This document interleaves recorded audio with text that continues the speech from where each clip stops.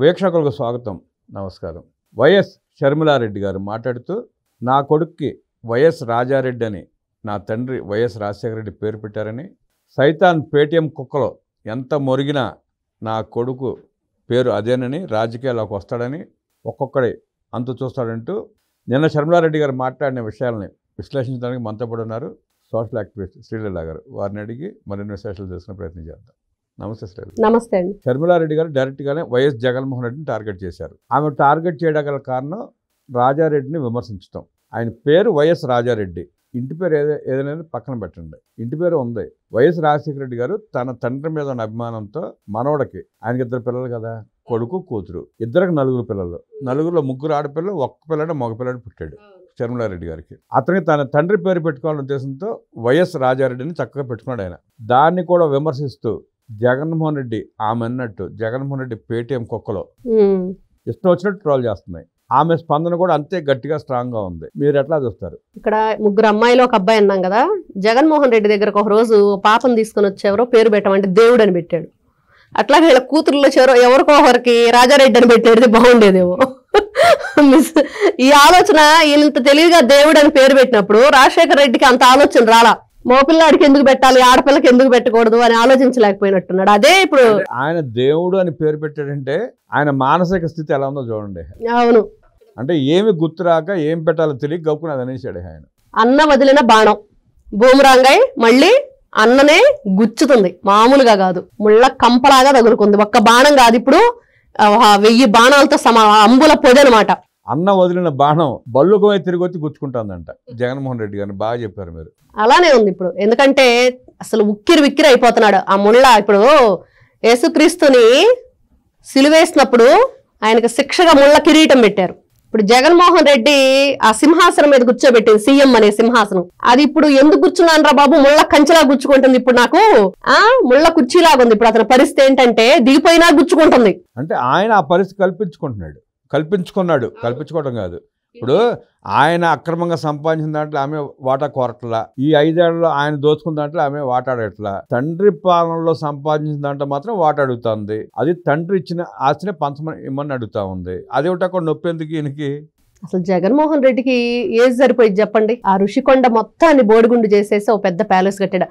అసలు తెలియని విషయం ఏంటంటే, ఏది చెయ్యాలన్నా రాష్ట్రంలో ఆర్థిక వనరులు సరిగ్గా లేవు కాబట్టి రాజధాని కట్టలేకపోయాము, మెడికల్ కాలేజీలు ఆహా అని చూడాలన్నాడు.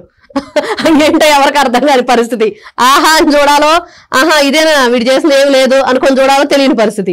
ఇప్పుడు ఈ జగన్మోహన్ రెడ్డి వ్యవహార శైలి చూస్తూ ఉంటే గుర్తొస్తూ ఉంది. కన్నడలో ఒక సినిమా వచ్చింది, యాష్ అనుకుంటా ఆయన పేరు, ఏదో గని లూటి బంగారం, కేజీఎఫ్, రైట్, కేజీఎఫ్.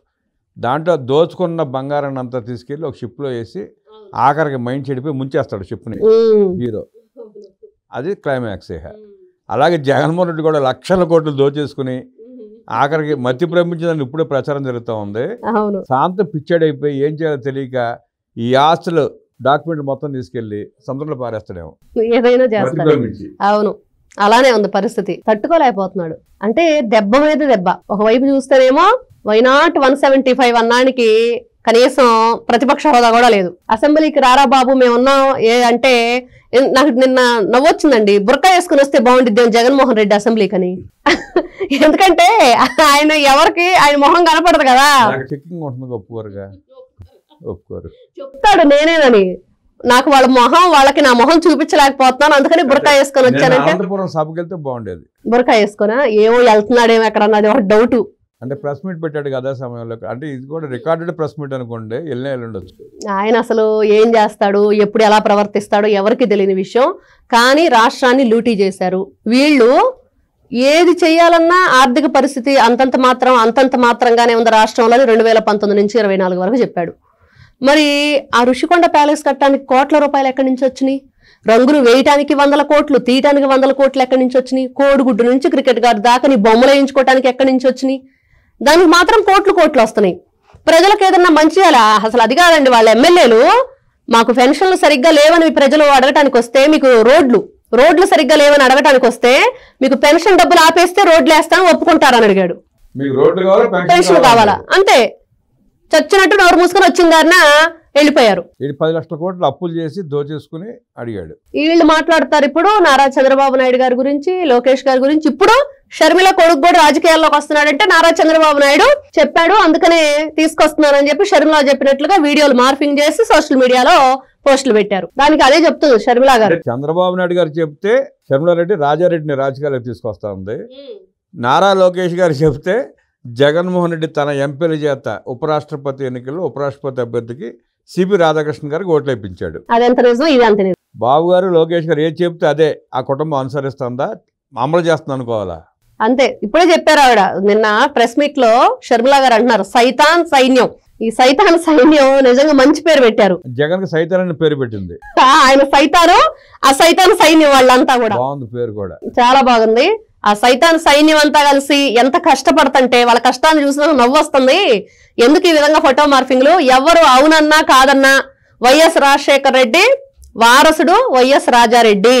అది ఎవ్వరూ కూడా ఎన్ని రకాల ప్రయత్నాలు చేసినా చెరిపేసేది కాదు. జగన్మోహన్ రెడ్డికి ఆ రాజకీయ అర్హత లేదని తేల్చేసింది. ఎందుకంటే ఈ రకంగా వెన్నుపోటు పడవటం, ప్రజలకి ఎక్కడ కూడా ఏమీ లేకుండా సర్వనాశనం చేసేసి దోచేశారు. ఈ jail mate Vijayasai Reddy jail mate అనుకుంటే ఇంకో జైలు మేట్ నిన్న సోదాలు జరిగింది. అనిల్ రెడ్డి, ఈయన జైలు సునీల్ రెడ్డి, ఆయన కూడా ఈయన జైలు మెట్టే. నర్రెడ్డి సునీల్ రెడ్డి సహాయకుడు అంటే జైలు మెట్ అంటే జైల్లో ఉండొచ్చాడు, జైల్లో ఉండాడు కదా. ఏ సహాయకుడు? ఇంకా 2019 తర్వాత ఎక్కడో ఏంటండి ఏదో ఫంక్షన్లకి డెకరేషన్లు అవి చేసుకుని క్యాటరింగ్లు చేసుకునే వ్యక్తి కోటేశ్వరుడు అయిపోయాడు. ఎక్కడి నుంచి వచ్చినాయి మీకు?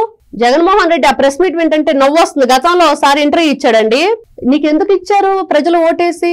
నీ కుటుంబ సభ్యుల్ని కోట్లు దోచేసుకోవటానికి, నీ కుటుంబ సభ్యుల్ని కోటీశ్వరులు చేసుకోవటానికి కాదు, నువ్వు కోటీశ్వరుడు అవటానికి కాదు, ప్రజలకు మంచి పరిపాలన అందించాలని. జగన్మోహన్ రెడ్డి అనేవాడు ఉన్నా లేకపోయినా కూడా జగన్మోహన్ రెడ్డి ఫోటో ప్రతి ఇంట్లో ఉండాలని. నవ్వొచ్చుద్ది. బాబోయ్ ఏంటి అబద్ధాలు. ఇప్పుడు పెట్టుకున్నారు ప్రజలందరూ ఫోటో పెట్టుకుని రోజు చెట్టాకిను కొడతాకిను దిష్టి బొమ్మలకి పెట్టుకుంటారు. కొత్త ఇల్లు కట్టే వాళ్ళు దిష్టి బొమ్మ తయారు చేసి అక్కడ జగన్మోహన్ రెడ్డి ఫోటో, అంతకుముందు రాక్షస బొమ్మలు అవి పెట్టుకునేవాళ్ళు. ఆ స్థానంలో జగన్మోహన్ రెడ్డి ఫోటో పెట్టు. మరి అది పరిస్థితి. మరి షర్మిల గారి మాటలు వింటంటే నిజంగా అసలు ఎంత చక్కగా చెప్పారంటే ఎన్నిసార్లు పెట్టుకొని వినాలనిపిస్తుందో. సైతాన్ సైన్యం, ఈ కుక్కలు ఎంత మురిగినా కూడా ఎవ్వరూ ఏం చేసేది లేదు, నా కొడుకు మాత్రం వారసుడే అంటే వీళ్ళ నోటితోటి వీళ్ళే అండి ఎంత నీచానికి దిగజారిపోయి రాజశేఖర రెడ్డి బిడ్డ కాదు షర్మిల అని చెప్పి మాట్లాడారు. ఎవరైనా మాట్లాడతారా? నీ పార్టీ లబ్ధి కోసం, నీ పార్టీ ఏదో మనుగడలో చూపించుకోవటం కోసం సొంత రక్తం పంచుకొని పేగు బంధం సొంత చెల్లెల్ని నీ సైతాన్ సైన్యం చేత నువ్వు ఆ విధంగా మాట్లాడిచ్చావంటే ఇంకెలా చెప్పుకోవాలి? ఇంత సైకోలు, ఇంత సైతాన్లు ఎక్కడ ఉండరని చెప్పేసి మరోసారి మళ్ళీ షర్మిల గారి విషయంలోనే వీళ్ళు నిరూపించుకున్నారు. చీరల గురించి వాళ్ళు మనం చూస్తే ఆ భూమన కరుణాకర్ రెడ్డి విగ్గుల గురించి మాట్లాడాడు. ఒక చీర ఎంత, విగ్గులు ఎంత, 11 విగ్గులు మళ్ళీ అక్కడ కూడా మళ్ళీ తక్కువ కాదు. వీళ్ళు తిరుమల తిరుపతి దేవస్థానం మీద బురద జల్లాల, అమరావతి మీద బురద జల్లాల, రాష్ట్రం మీద విషం జిమ్మాల. నిన్న చూడండి మళ్ళీ రివర్స్ టెండరింగ్ వార్నింగ్లు ఇస్తున్నాడు జగన్మోహన్ రెడ్డి. మడిం తిప్పం మాట తప్పం అని కేవలం డైలాగ్ మాత్రమే, చేసేదంతా కూడా ఇట్లా రివర్స్ టెండరింగ్ పనులే. వాళ్ళు దోచుకోవటానికి దాచుకోవటానికి మాత్రమే రాష్ట్ర ప్రజల్ని వాడుకున్న భయంకరమైన అవినీతి పరుడు జగన్మోహన్ రెడ్డి. ఇదైతే ప్రతి ఒక్కరు ఈ రోజున తెలుసుకున్నారు. ముందు ముందు ఎప్పుడు కూడా బుద్ధున్నంత వరకు రాష్ట్ర ప్రజలు ఎప్పుడు కూడా ఈ తప్పు చెయ్యకూడదని చెప్పేసి చెప్పులతో కొట్టుకున్నారు. 2019 నుంచి 24 మధ్యలో ఓటేసినందుకు ఏళ్లే మెరుగేసుకున్నారు. ఎన్ని రకాలుగా ఎంతమంది ఎన్ని ఇబ్బందులు పడ్డారండి. ఆ కడుపు కోత చెప్తే తీరేదా? ఈ రోజున ఎన్ని లక్షల ప్రాణాలు. మరి అట్లాంటి వ్యక్తి మరి షర్మిల గారంటే అతనికి ఇది ఉండిద్దా, లేకపోతే విజయం అంటే ఉంటుందా? మరి బాబాయిని గొడ్డలతో రపరప నరికేసి మరి చెల్లెలు న్యాయం కోసం పోరాడుతుంటే ఆవిడకు కూడా సెక్యూరిటీ లేని పరిస్థితి. కాబట్టి ఇట్లాంటి వ్యక్తులకి షర్మిల గారు సరైన సమాధానం చెప్పారు. అప్పుడప్పుడు ఇట్లాంటి చురకలు పడతా ఉంటేనే వీళ్ళకి కరెక్ట్ అనిపిస్తుంది. సైతాన్ జగన్మోహన్ రెడ్డి కుక్కలో ఎన్ని వాక్కున్నా ఎంత ప్రచారం చేసినా వైఎస్ రాజశేఖర రెడ్డి వారసుడు వైఎస్ రాజారెడ్డి అని, జగన్మోహన్ రెడ్డికి ఆ అర్హత లేదని, జగన్మోహన్ రెడ్డి దిగజారిపోయిన వ్యక్తి అంటూ విశ్లేషించిన శ్రీలీల గారికి ధన్యవాదాలు తెలియజేస్తున్న నమస్కారం.